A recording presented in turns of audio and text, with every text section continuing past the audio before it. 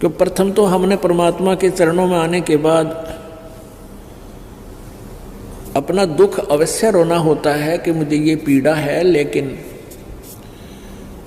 अन्य डिमांड नहीं करनी चाहिए। जैसे डॉक्टर के पास हम जाते हैं, उसके पास अंडर ट्रीटमेंट होते हैं, तो डॉक्टर को हम अपना दुख तो हम बता सकते हैं कि जी यहाँ पीड़ा है, ऐसा दर्द है, ये तकलीफ है। फिर वो उसको कैसे सेट करता है, कैसे हमें स्वस्थ करता है, ये वो काम डॉक्टर का है। फिर डॉक्टर के ट्रीटमेंट में बाधक नहीं बने, उसके द्वारा बताए गए परहेज को शुरुआत नहीं करे, तोड़े नहीं, तो फिर वो स्वस्थ हो जाता है। इसी प्रकार ये परमात्मा परमेश्वर कबीर जी का एक हॉस्पिटल है, ये दास उसका नौकर है। इस जन्म मरण के रोग को काटने वाला एक डॉक्टर है। दवाई परमात्मा ने बता रखी है, औषधि मेरे को दे रखी है, ट्रीटमेंट विधि बता रखी है। तो यहाँ जो भी आपके साथ हो रहा है, घर पे या यहाँ पर, आपको ये नहीं सोचना चाहिए कि ऐसा क्यों हो गया, ऐसा नहीं हो गया। इसके दो कारण हो सकते हैं। यदि आपको कष्ट रहा है तो गॉड गिवन है, इतना कष्ट चाहिए हमारे को ताकि भगवान की भूल ना पड़े। और कष्ट आपको अधिक बढ़ गया है तो आपका नाम खंड हो गया है, आपने डॉक्टर की मर्यादा निभाई नहीं है, जिस कारण से आपको पीड़ा बढ़ी है। वैसे नहीं बढ़ सकती। औषधि ठीक से यूज नहीं की या कोई परहेज तोड़ दिया। तो इसी प्रकार या तो आपने कोई नियम भंग कर दिए, तब आपको पीड़ा बढ़ सकती है, अन्यथा पीड़ा है और नाम आपके ठीक है तो गॉड गिवन है, परमात्मा का दिया हुआ है, उसमें अग्रम अग्रम ना करना। क्योंकि कहते हैं सतगुरु शरण में आने से आई टले बला, और जय माथे में जय भाग्य में सूली हो, सूली माने मौत, वह कांटे में टल जा। ऐसे ऐसे भारी कष्ट होना हो, जान जानी हो, पूरा परिवार नष्ट होना हो, एक्सीडेंट हो जाता है, एक टांग कट के बच जाते हो, वो टांग काटना यानी वो अंग भंग करना डॉक्टर के लिए, परमात्मा के लिए आवश्यक था, अन्यथा पूरा परिवार भी नष्ट हो सकता था। हमने युगों युगों के पाप इकट्ठे कर रखे हैं, तो परमात्मा अपने हिसाब से हमें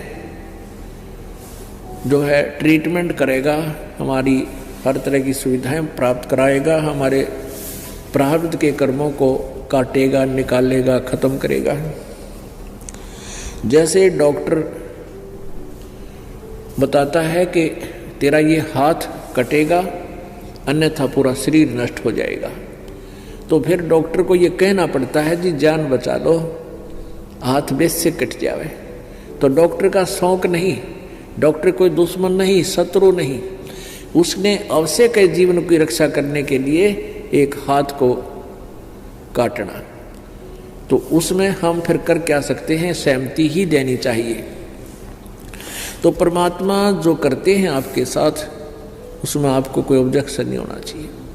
हाँ, इतना ध्यान अवश्य रखें कि नाम ना खंड हो गया हो।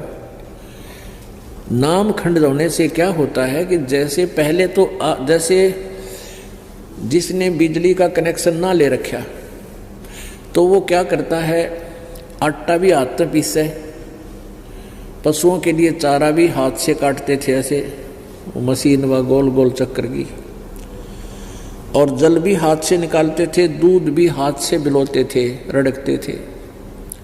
फिर ले लिया कनेक्शन, अब बटन स्विच ऑन कर देते हैं, अपने आप तो आटा पीसा जा रहा है और अपने आप कट कट कट कट सानी यानी चारा काटा जा रहा है। बटन दाब दिया, अपने आप मोटर सुर सुर करके नल का पानी का जो है ना बाल्टी भर देती है। और आपकी नालायकीतें गलतीतें, बिजली बोर्ड का बिल ना भरने से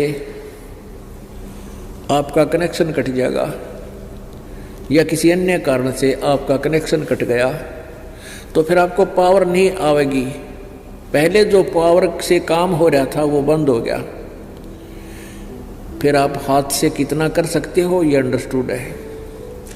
तो ऐसे परमेश्वर कबीर जी की शरण में आने से आपका सब कार्य उस ईश्वरीय शक्ति से होगा, कबीर परमेश्वर जी की पावर से होगा, और फिर परमात्मा की पावर से जो काम होगा वो बहुत ही स्पीडता होगा, और जो मनुष्य नहीं कर सकता, मानव मैनुअली नहीं किया जा सकता, वो पावर किया करती है। तो ऐसी ऐसी अनहोनी आपके घर पर होंगी, आप सोच भी नहीं सकते। ऐसा सुख मालिक आपको देगा, सोचते रह जाओगे, हे भगवान मेरी तो जान जानी थी और दवाई खा के छक लिया, कोई गोली काम नहीं कर रही थी, कोई किसी प्रकार की, और फिर एकदम वैसे ही आपको ठीक कर देता परमात्मा। तो पुण्यात्माओं कहते हैं ना जाने के उस सतगुरु के शरण में आने से अगर फिर भी कोई आपत्ति आती है तो ना जाने के बला टाली है भगवान ने। एक तो ये है, और दूसरा ये है कि आपने या कोई मर्यादा भंग करती है, इन दोनों में से एक ही होगा। तो इसलिए कोशिश रखें कि नाम भंग ना हो। मर्यादा भंग होने से बहुत हानि हो जाती है, काल का दाव लग जाता है। परमात्मा कहते हैं जब लग हंसा हमरी आना और काल लगे ली तेरा बाणा। आय हाय, कितनी प्यारी बात कही है। कबीर परमेश्वर कहते हैं उस काल को कहा था जो यहाँ का मालिक है, ब्रह्म है, जो हमें यहाँ दुखी कर रहा है, पीड़ रहा है, गुमराह करके फंसा रखा है,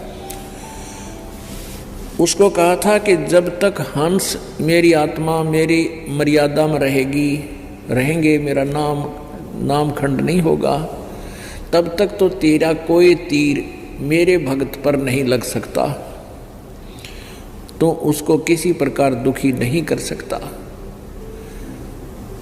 तो काल ने कहा था प्रभु जो नाम खंड कर देगा विलिंगली, तो उसको तो मैं नहीं छोड़ूंगा। तो परमात्मा ने कहा था भी जब लग हंसा हमरी आना और काल लगे दी तेरा बाना। कहे कबीर सुनो धर्मराया, हम संखों हंसा पद